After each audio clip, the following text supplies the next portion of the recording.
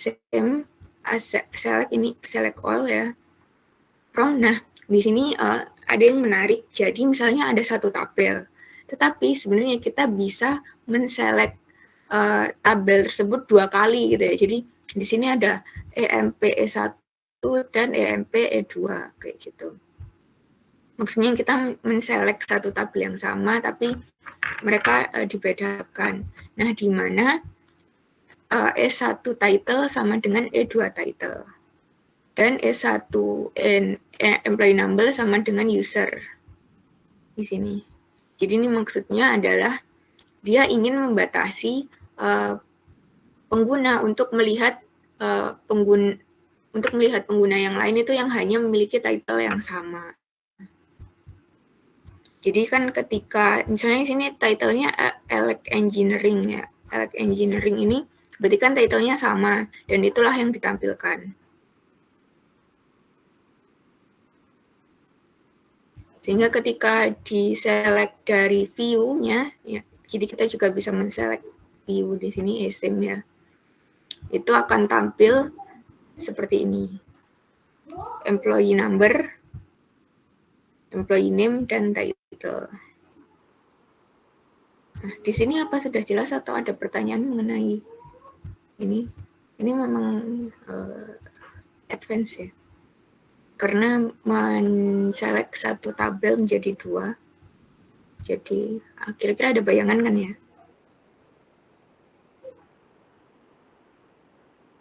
Misalnya employee number E1. Nah, di sini kan kita dia mengakses ingin mengetahui pengguna. Nah, di sini sebenarnya sudah dibatasi aksesnya dengan title yang sama. Jadi karena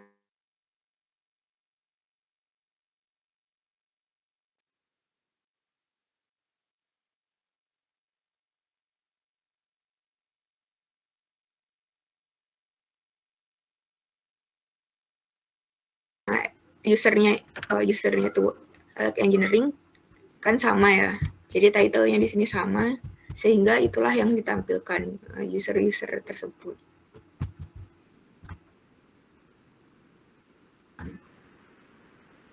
Oke, kita lanjut.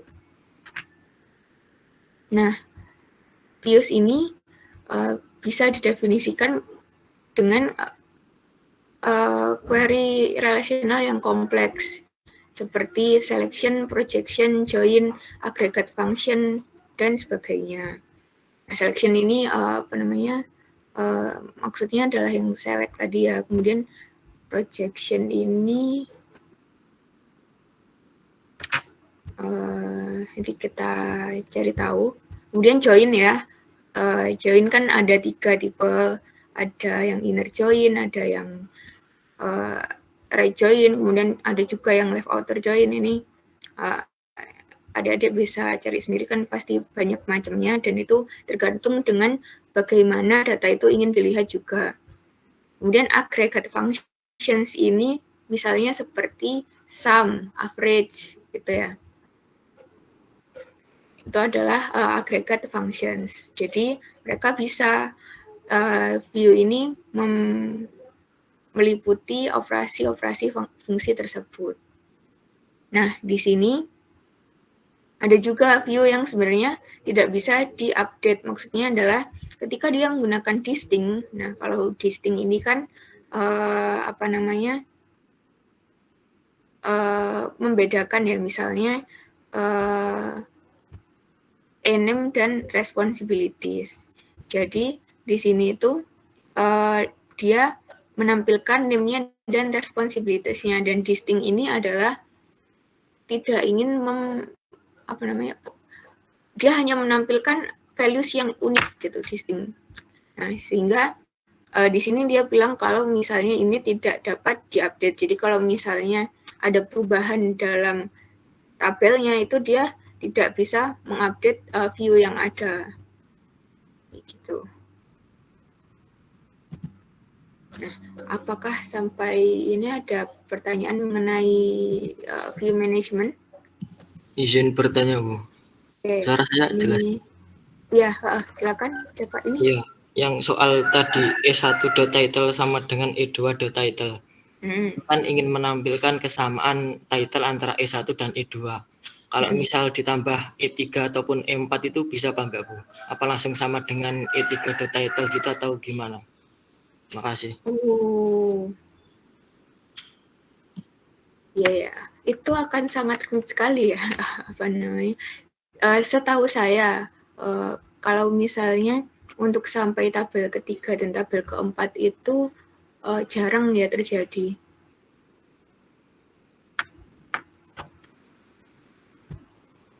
Jadi kalau misalnya ditanya bisa atau tidak, gimana ya, karena itu terlalu rumit ya. Kalau bisa mungkin nanti, kalau misalnya bisa ya coba teman-teman coba, karena saya sendiri belum nyoba. Kalau misalnya 2 tabel itu bisa, dan, waktu itu di proyek akhir saya juga sampai 2 tabel begini gitu ya. Jadi dia melihat, tabel yang satu dan melihat tabel kedua dan mencocokkan, dan itu tabelnya sama gitu ya isinya. Itu untuk, apa namanya, mencari value yang sama kayak gini, tuh. Agar, apa namanya, query-nya itu yang terbentuk ya yang seperti ini yang ingin ditampilkan. Jadi kalau soal tabel ketiga dan tabel keempat itu, sepertinya kalau misalnya seperti itu maka harus dicari yang lebih simpel ya. Maksudnya kenapa kalau misalnya kita mencari, apa namanya, kita meminta query atau membuat query itu yang lebih efektif gitu ya kalau kita bilang. Itu karena nanti kan, apa namanya, proses itu kan juga memakan waktu ya. Kalau misalnya sampai ke tabel ketiga dan tabel keempat juga, dan kalau misalnya datanya banyak, itu lumayan memakan waktu kalau menurut saya. Jadi kalau soal tabel ketiga dan tabel keempat saya belum tahu ada, apa namanya, kasus seperti itu. Itu sih. Apakah sudah menjawab atau ada ingin pertanyaan lagi? Ya, sudah Bu, terima kasih. Oke. Nah, oke, kita masuk ke data security. Nah, di sini data security atau keamanan data. Keamanan data ini merupakan fungsi penting dari sistem basis data yang melindungi data dari akses yang tidak sah atau unauthorized access. Nah, keamanan data ini mencakup dua aspek, ada perlindungan data dan ada kontrol aksesnya.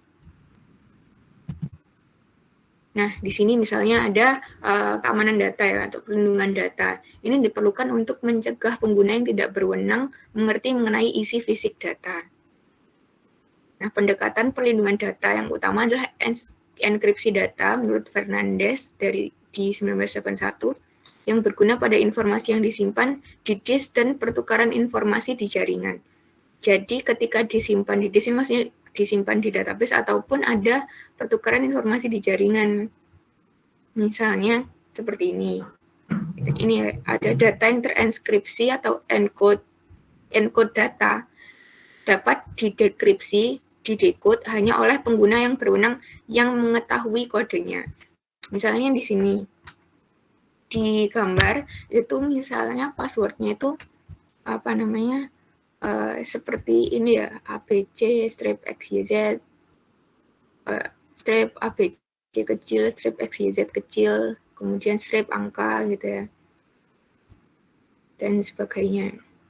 Nah, kemudian ini passwordnya seharusnya ketika disimpan dalam database itu dienkripsi atau encoded password yang disimpan. Nah, kok bisa jadi seperti ini? Nah, itu merupakan apa yang standarnya itu diketahui oleh yang membuat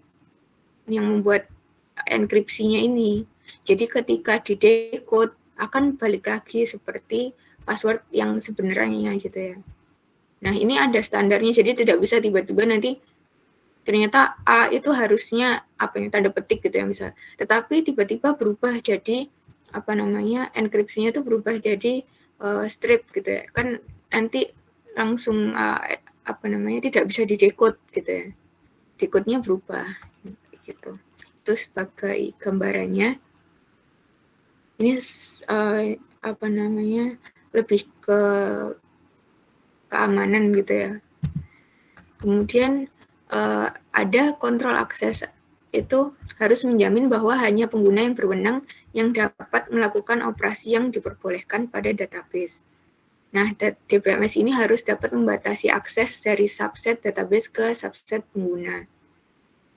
Nah, pengontrol pusat membuat objek, maksudnya pengontrol pusat ini seperti DBA itu ya. Jadi kan dia kan memiliki akses terpusat gitu untuk mengontrolnya. Ini membuat objek dan dapat mengizinkan pengguna tertentu untuk melakukan operasi tertentu. Nah, misalnya dia juga bisa mengizinkan pengguna untuk melakukan operasi read, write, atau execute. Misalnya ada yang hanya bisa melihat saja, atau ada yang hanya bisa menyimpan saja, atau ada yang bisa melakukan kesemuanya dan melakukan operasi insert atau update atau menghapus gitu ya pada objek. Untuk execute ini melakukan perhitungan data misalnya. Nah, ada discretionary access control. Nah, menurut Hoffman pada 1977, 3 aktor utama yang terlibat dalam discretionary access control, subjek misalnya pengguna atau grup pengguna, yang memicu atau trigger itu pemicu ya, eksekusi program aplikasi. Nah, ketika misalnya kita membuka aplikasi dan ingin menampilkan misalnya daftar hadir gitu ya. Nah, itu kan berarti itu adalah subjek pengguna yang ingin melihat daftar hadir. Jadi dia klik, kemudian operasi ini tertanam atau embedded dalam program aplikasi. Misalnya kayak query itu ya. Kalau kita ngeklik daftar hadir tersebut kan berarti kita ingin melihat itu menggunakan embedded-nya, operasinya adalah select. Nah, itu adalah aktor kedua menurut Hoffman. Kemudian ada objek database-nya itu sendiri. Jadi ketika kita mengakses daftar hadir, itu kan dia berarti tahu database itu berada di mana, dan database-nya ada gitu ya, sebagai objek database, di mana operasi tersebut dilakukan. Nah, authorization control ini terdiri dari memeriksa apakah ketiga hal, jadi subjeknya siapa, kemudian operasinya apa, dan objeknya itu, database-nya itu dapat diizinkan. Misalnya dalam DBMS relational yang berbasis SQL, operasinya adalah pernyataan level tinggi seperti select, insert, update, atau delete. Nah, hak seperti itu diberikan atau dicabut, maksudnya granted atau revoked, dengan menggunakan pernyataan berikut. Grant misalnya operation types-nya apa, on object to subjects. Kemudian ini untuk memberikan hak ya, memberikan hak tipe operasi. Kemudian kalau revoke ini mencabut, revoke operation types from object to subject. Nah, kayak gitu. Nah, di sini ada authorization matrix. Jadi, di sini juga bisa dibuatkan authorization matrix-nya. Misalnya tadi kan ada relation M gitu ya, dan relation ASG. Di mana tadi ini isinya adalah employee number, employee name, title. Nah, kalau ASG ini kalau tidak salah itu isinya tuh employee number ya, sama project number, terus responsibilities, terus duration gitu. Nah, jadi ada juga objek ya ini karena dia tersimpan di dalam database name ya, employee name. Nah, di sini si Casey bisa mengupdate view employee-nya itu atau name-nya, kemudian ASG-nya dia juga bisa mengupdate.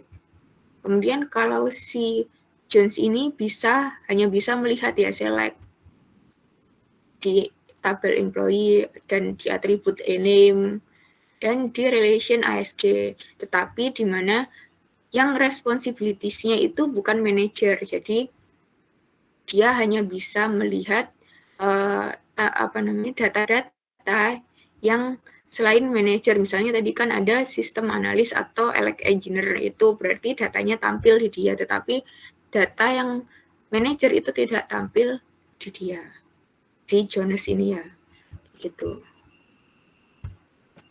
Kemudian ada Smith yang dia tidak bisa mengakses relation M, employee, non gitu ya, tidak bisa mengakses.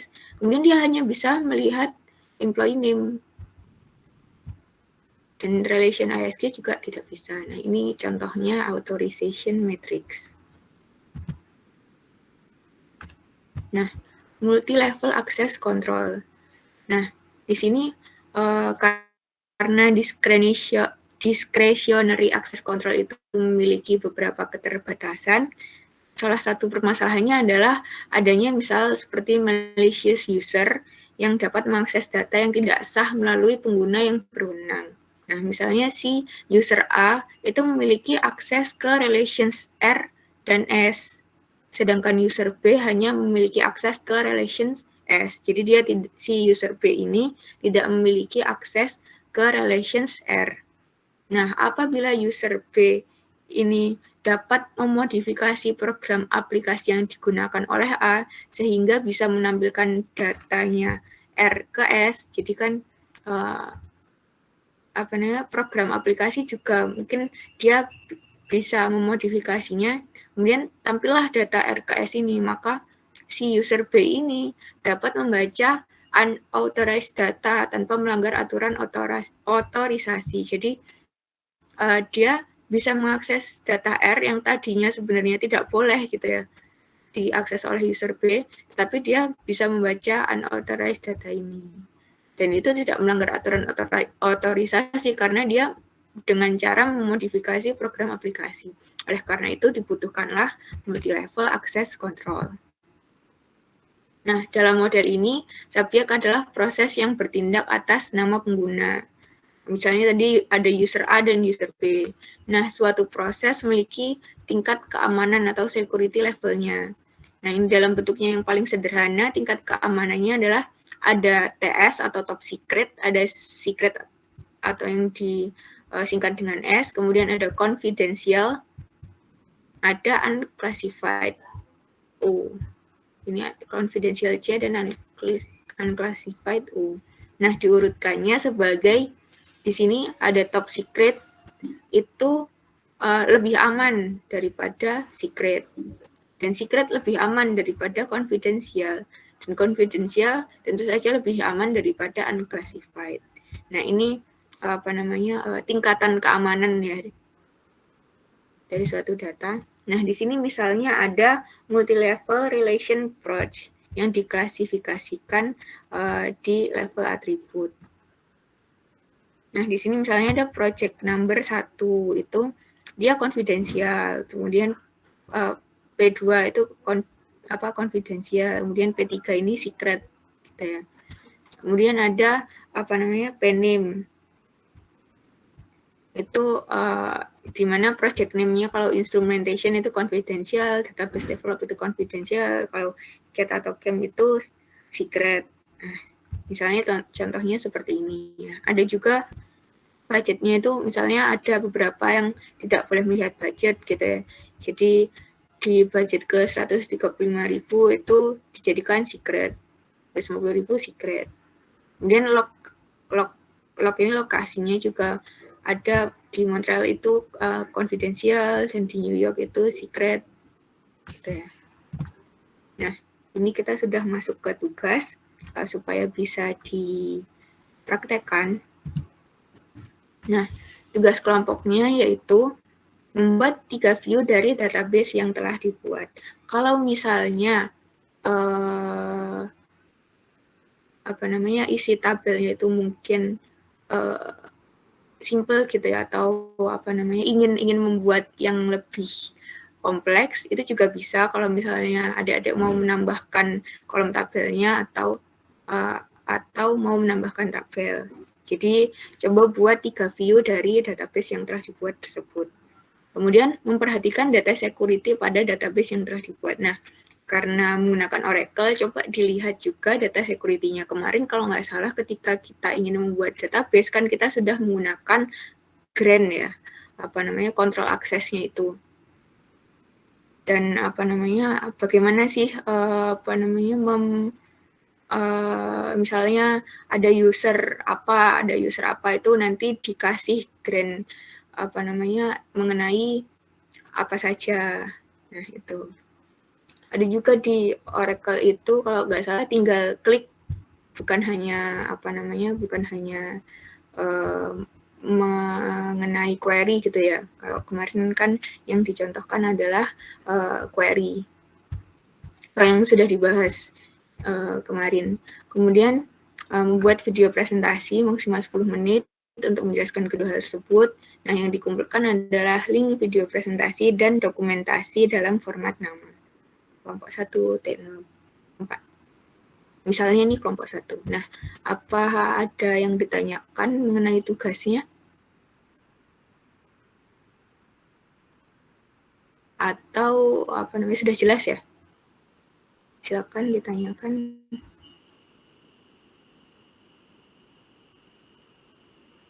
Izin bertanya, Bu. Izin tanya. Ini siapa dulu? Sorry, saya nggak bisa. Gimana? Silakan siapa dulu? Sebentar, saya buka aja. Di mana tadi? Siapa tadi yang mau bertanya? Saya, Bu. Oh ya, Ardi dulu. Oke. Saya buka ini ya.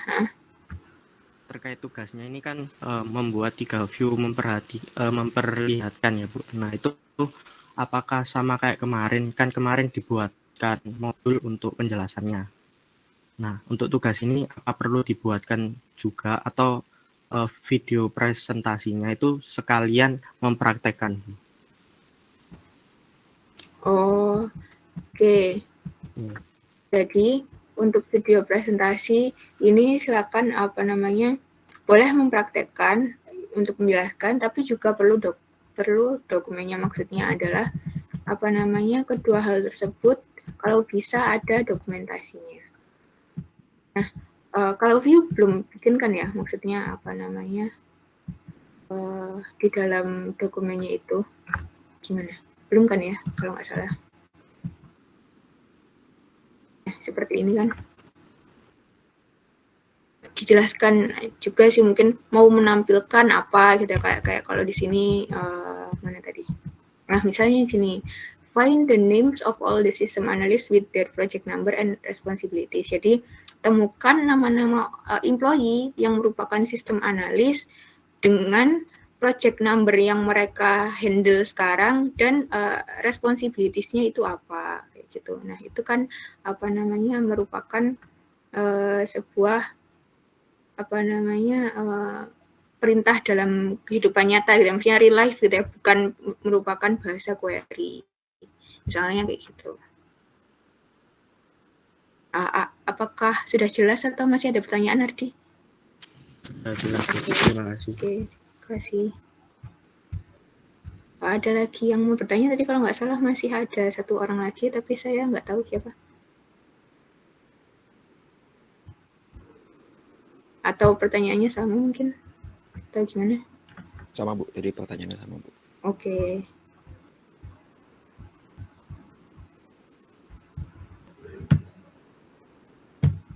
Ini apa masih ada yang mau ditanyakan lagi soal tugasnya? Minggu depan kita coba kuis ya. Mungkin kebanyakan soal query karena di sebelumnya di konsep basis data kayaknya memang tidak banyak disinggung ya, tapi ada tugasnya sehingga saya ingin juga tahu pemahaman mengenai SQL-nya. Kalau di konsep basis data sebenarnya kan lebih ke bagaimana sih membuat database itu gitu. Ya, ada yang ingin ditanyakan?